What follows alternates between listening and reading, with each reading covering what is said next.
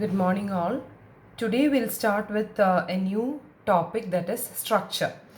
So we have seen arrays. നമ്മൾ arrays കണ്ടു ഇല്ലേ? അറേ എന്ന് പറഞ്ഞു കഴിഞ്ഞാൽ what is an array? Array means it stores same type of data, ഒരേപോലത്തെ ഡേറ്റാസ്, അതായത് മാർക്സ് അല്ലെങ്കിൽ നെയിം, അതൊക്കെ എന്താ നെയിം എന്ന് പറയുമ്പോൾ അത് ക്യാരക്ടേഴ്സ് കൂടിയതാണ്, അതായത് സ്ട്രിങ് ആണ്. മാർക്സ് എന്ന് പറഞ്ഞു കഴിഞ്ഞിട്ടുണ്ടെങ്കിൽ ചിലപ്പോൾ അത് ഫ്ലോട്ട് വാല്യൂ ആയിരിക്കാം, അല്ലെങ്കിൽ അത് ഇൻറ്റിജർ വാല്യൂ ആയിരിക്കും. So same type of elements, same type of datas R stored in N array. ഒരു അറേയുടെ ഉള്ളിൽ ഒരേപോലത്തെ ഡേറ്റാസ് സ്റ്റോർ ചെയ്യാനുള്ളൊരു ഡേറ്റ സ്ട്രക്ചർ ആണ്, അല്ലെങ്കിൽ ഡേറ്റ ടൈപ്പ് ആണ് നമുക്ക് എന്തെന്ന് പറഞ്ഞു കഴിഞ്ഞാൽ അറേ എന്ന് പറഞ്ഞു കഴിഞ്ഞാൽ. ഇനി നിങ്ങൾ ഒരു എക്സാമ്പിൾ കൺസിഡർ ചെയ്യൂ. Take the case of A student. ഒരു സ്റ്റുഡൻറ്റിൻ്റെ കേസ്, നിങ്ങളുടെ കേസ് തന്നെ എടുക്കാം. സോ നിങ്ങളുടെ കേസിൽ നിങ്ങൾക്ക് എന്തൊക്കെ ഡേറ്റാസ് ഉണ്ട്? ഏറ്റവും ചുരുക്കത്തിൽ നമുക്ക് പറഞ്ഞു കഴിഞ്ഞാൽ മെയിൻ ആയിട്ട് നിങ്ങൾക്ക് എത്ര ഡേറ്റാസ് ഉണ്ടാവും? Your name, university register number, name ഉണ്ടായിരിക്കും, യൂണിവേഴ്സിറ്റി രജിസ്റ്റർ നമ്പർ ഉണ്ടാവാം, റോൾ നമ്പർ ഉണ്ടാവാം, മാർക്ക് ഉണ്ടാവാം, മാർക്കോ എന്തെങ്കിലും മാർക്സോ, ഒരുപാട് മാർക്സോ, അങ്ങനത്തെ ഒരുപാട്. അതുപോലെ തന്നെ ഒരു കമ്പനിയിലുള്ള ഒരു എംപ്ലോയി എടുക്കാം. ഈ എംപ്ലോയിക്ക് എന്തൊക്കെ ഉണ്ടാവും? എംപ്ലോയിക്ക് he'll have employee name, there will be an employee ID, his salary.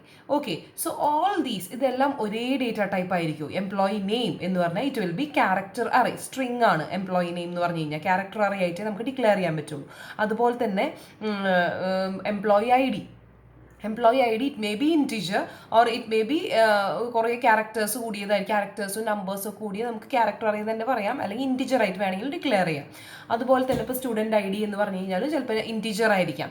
Okay, അതുപോലെ സ്റ്റുഡൻറ്റ് മാർക്സ് എന്ന് പറഞ്ഞു കഴിഞ്ഞാൽ ഇൻറ്റിജർ ആവാം, അല്ലെങ്കിൽ ഫ്ലോട്ട് ആവാം. ടോട്ടലൊക്കെ കാണുമ്പോൾ അത് ഫ്ലോട്ട് ആവാം, അല്ലെങ്കിൽ ഫ്ലോട്ട് വാല്യൂ ആയിരിക്കാം, ഇൻറ്റിജർ വാല്യൂ ആയിരിക്കാം.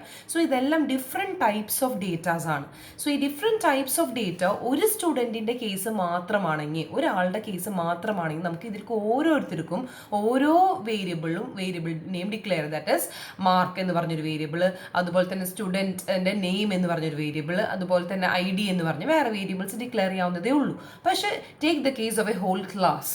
ഒരു ഹോൾ ക്ലാസിൻ്റെ കേസ് എടുക്കുക. നിങ്ങളുടെ ഒരു ക്ലാസിൻ്റെ കേസ് എടുക്കുക, C batch, S2C batch അല്ലെങ്കിൽ S2D batch, അങ്ങനത്തെ ഒരു ക്ലാസിൻ്റെ കേസ് എടുക്കുമ്പോൾ നമ്മൾ മൊത്തം സ്റ്റുഡൻസിന് എത്ര വേരിയബിൾസ്, ഓരോ സ്റ്റുഡൻറ്റിനും 3 ഡേറ്റാസ് വരും. ദാറ്റ് ഇസ് നെയിം വരും, ID വരും, മാർക്ക് വരും. ഏതിലൊരു മാർക്ക് മതി. ഓക്കെ, സോ മാർക്ക് വരും. ഈ 3 കാര്യങ്ങൾ സ്റ്റോർ ചെയ്യാനും ഓരോ സ്റ്റുഡൻറ്റിനും 3 വേരിയബിൾ വേണം, അല്ലേ?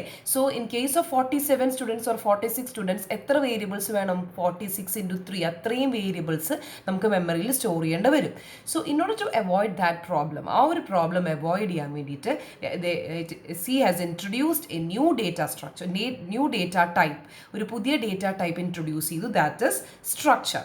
സ്ട്രക്ചർ എന്ന് പറഞ്ഞു കഴിഞ്ഞിട്ടുണ്ടെങ്കിൽ പ്രത്യേകത എന്താണെന്ന് വെച്ചാൽ ഇതിൽ നമുക്ക് ഒരു വേരിയബിളിന്, ഇതൊരു യൂസർ ഡിഫൈൻഡ് വേരിയബിൾ ആണ്. യൂസർ ഡിഫൈൻ ചെയ്ത് വെക്കുന്നത്, യൂസറിൻ്റെ ആവശ്യമനുസരിച്ച് യൂസർ ഡിഫൈൻ ചെയ്ത് വെക്കുന്ന ഒരു ഡേറ്റ ടൈപ്പാണ് ഈ സ്ട്രക്ചർ എന്ന് പറഞ്ഞു കഴിഞ്ഞിട്ടുണ്ടെങ്കിൽ.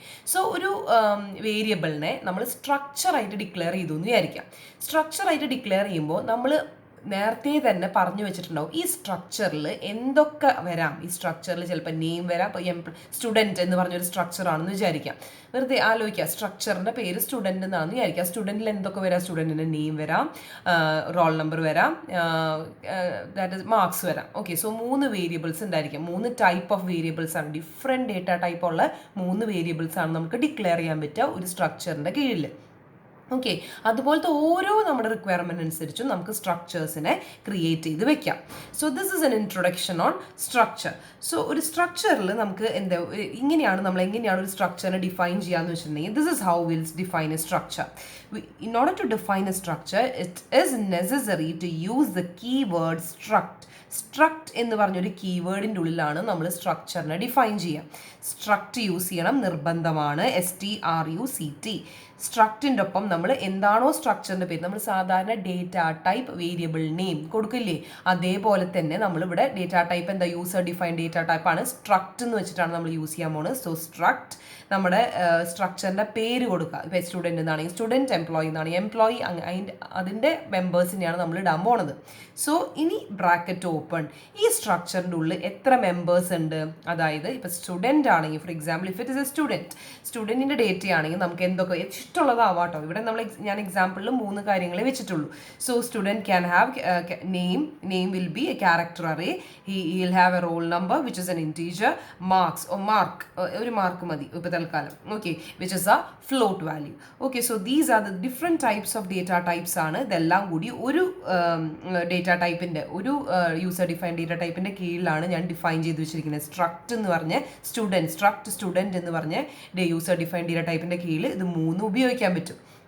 ഓക്കെ, സോ ഇതാണ് സ്ട്രക്ചർ ഇങ്ങനെ പറഞ്ഞു കഴിഞ്ഞാൽ. സോ ഓരോ മെമ്പറിൻ്റെയും ഡേറ്റ ടൈപ്പ്, മെമ്പറിൻ്റെ പേര്, അടുത്ത ഡേറ്റ ടൈപ്പ്, മെമ്പറിൻ്റെ പേര്, അടുത്ത ഡേറ്റ ടൈപ്പ്, മെമ്പറിൻ്റെ പേര്, എത്ര മെമ്പേഴ്സിനെ വേണം നമ്മൾ ഡിഫൈൻ ചെയ്ത് വെക്കാം.